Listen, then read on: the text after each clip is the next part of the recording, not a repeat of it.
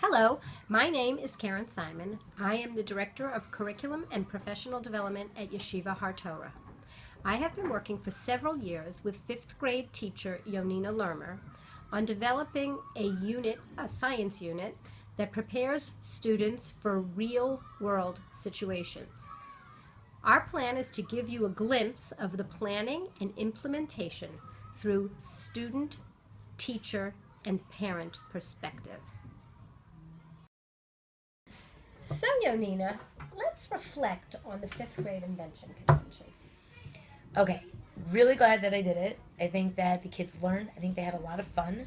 I think that what I'd like to see different is it should be more in school.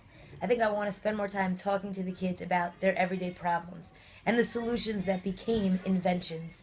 I'd like to have more discussion with them about their problem-solving techniques and strategies. Okay, Richie, tell me a little bit about the invention convention.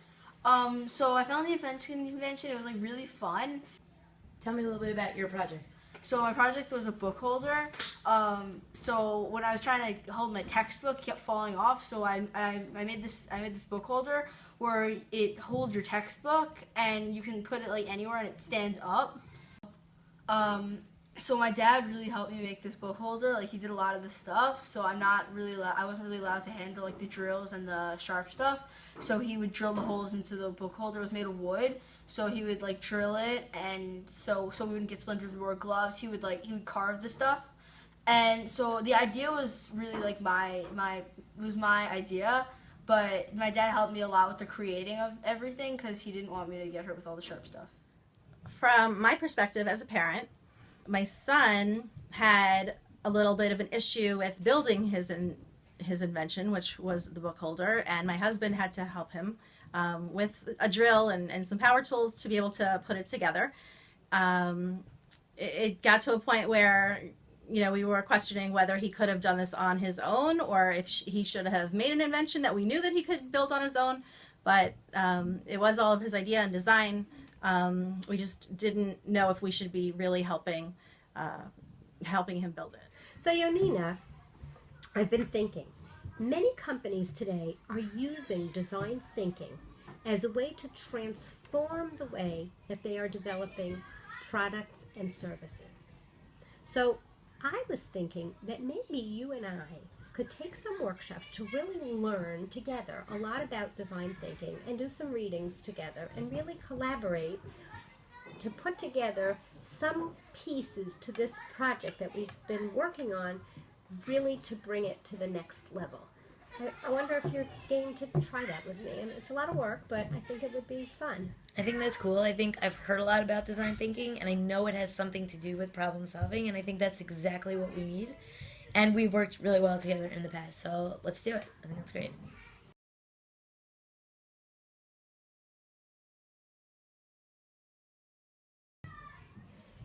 Okay, Yonina. Now that we've done all this learning about design thinking, now the challenge is to see how we can fit it into our science curriculum. How can we use design thinking to tap into the students' abilities that often get overlooked when solving problems? I think it's going to work really well. I think that with design thinking, we're going to help the students be intuitive. We're going to help them recognize patterns and construct ideas that are meaningful, a little out of the box, and functional. I think it's going to work really well. It's going to be great. Yeah. We wanted to learn why do people invent. We wanted to learn the steps of inventing, and we wanted to learn how to solve problems.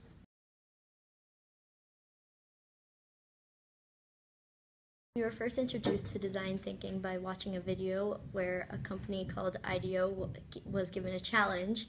They had 3 days to think of a new idea of a design for a shopping cart that is more convenient for the customers and workers' needs. There were a lot of key ideas that came out of this video. We thought a lot about design thinking, problem solving after watching it, and how in this video they were working together very well.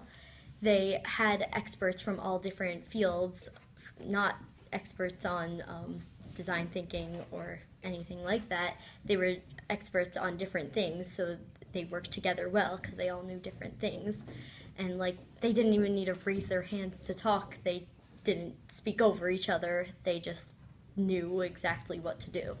The first thing we did was we sent out a survey to people's parents and people they knew in their communities and stuff, and asked them what problems they have that they think we can solve. So when we made the survey, we were thinking of questions we can ask the people, like what problems do you have in school, what problems do you have at home, what problems do you have at work, what problems do you have in public places, what problems do you have everywhere. When we got all the answers from the survey, we were like, it didn't work because everybody had different problems and we couldn't really do anything about it because we were sitting in school and we couldn't really do anything about the problems that they were asking us, so we couldn't do anything, so we just cut out the survey in the end. And we thought of an idea that we can fix in school so that we can actually do it. And the problem that we picked was about the locker and how it was always such a big mess and everybody couldn't get to their stuff.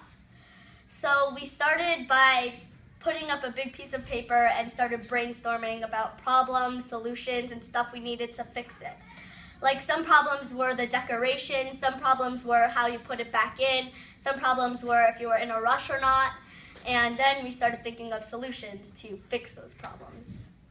Once we chose our problem, a lot of people started just calling out their solutions to the problem, like make it bigger, make it 3 feet wider, but we realized that we couldn't really jump to conclusions so fast. We really needed to go through a process to find our solution. After we observed people's lockers, we realized what type of people we were designing a locker for. Because a locker for a person who is more fast and messy would be a little bit different than someone who's a little bit slower and neater when they're putting their things away or organizing. After we figured out who we were designing for, we split up into groups, and each group had a specific problem that they were trying to solve. Because in the video we saw that each group in the IDEO company split into groups and designed for certain problems that the customers and workers had. Well, my group's problem was loose papers in your locker from your stuff, the people above you, people next to you, anywhere.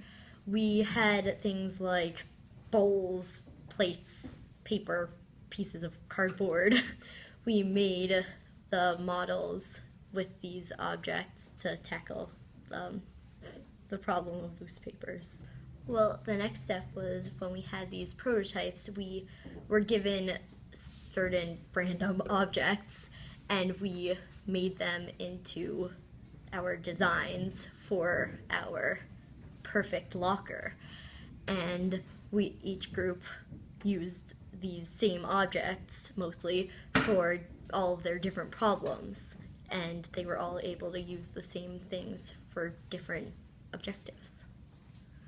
We used pieces of paper and cardboard to make a hanging accordion folder from the top of the locker to store loose papers for different subjects. When we were working in groups, we split up into small groups, and when we were in those small groups, I felt like I can talk more and give more of my ideas to the people in my group because there was less people and everybody could hear me. So Yonina, now that you've finished teaching the unit, what worked?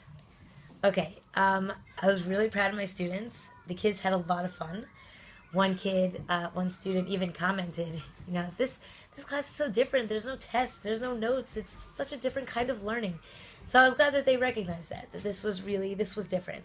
They learned that problem solving isn't so easy and that they can't just jump to a solution. They learned that they have to be objective. They learned that every problem comes with many different points of view. Great. And so moving forward, as we always do, what didn't work? What can we improve? Okay, so definitely a few changes as we fail forward. I noticed throughout the unit, I tried to just write down little things as they happened. The biggest thing I can tell you is that we kind of lost our goals in the process. We were so worried about the end result and what this was all going to look like at the end that I think that we lost sight of how this is going to help them solve problems in the real world, which was a goal. That's number one. Number two, we did a survey to try to generate data for us to find problems. The data was way too large. The kids got overwhelmed by the data, and I think that we need to have maybe a smaller group. Maybe we'll just survey from within the school. Maybe the students should generate the problems themselves, but that's definitely something we have to deal with. I think that next time we need to really break down the steps of design thinking. There's a lot of language that design thinking has. Each step has its own language, and I don't know if we gave that over well enough, because that's the piece that they have to take with them when they leave. And I think that we need to do a better job at giving them what they need to take with them. And I'd like to teach that process even better and be more specific about each step of the process. And I'm hoping that, once we make some of these changes, the kids will really benefit, and it'll really help them take on the challenges that they encounter in their own lives in the real world. I think the way that we solve this will help me in the future. Maybe not with something like this, but definitely will help me with problem solving in general. With probably anything I do, I will probably use some of the same steps that we used. I will think about it first, not just jumping to solutions right away.